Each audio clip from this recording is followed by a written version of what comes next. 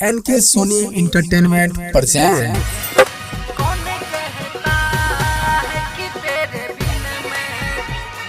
Music director DJ Kanchan Raj दीवाना Hajipur Vaishali.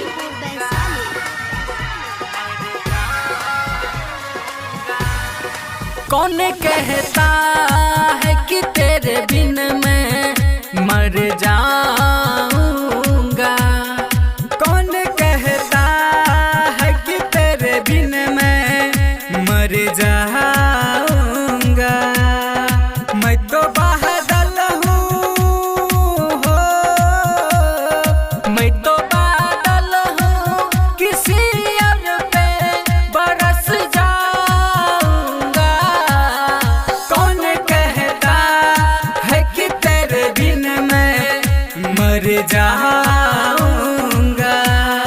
Music director DJ Kanchan राज नीम चौक चौसीमा वैशाली। जी लूंगा तेरे बिन मैंने खुद से वादा है किया। बेवफा जा तू मेरे दिल को तूने तोड़ दिया। जी लूंगा तेरे बिन मैंने खुद से वादा है किया।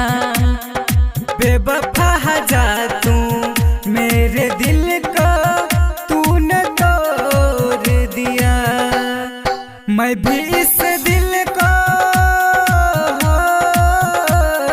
मैं भी इस दिल को किसी और से लगा ही लूंगा।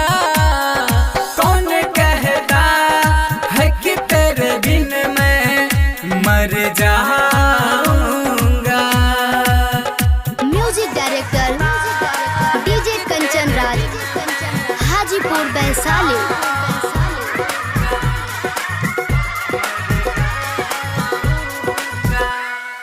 टूटे हुए दिल को अब फिर से जुटा ही लूंगा।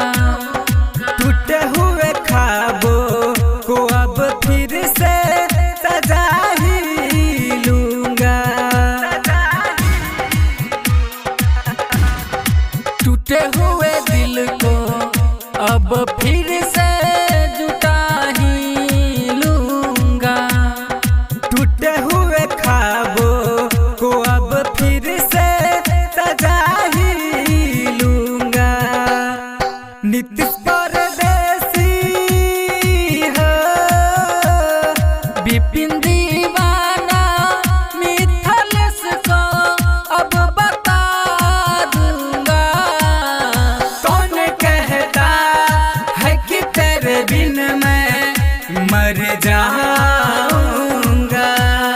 Recording studio public music Dudhpura बाजार।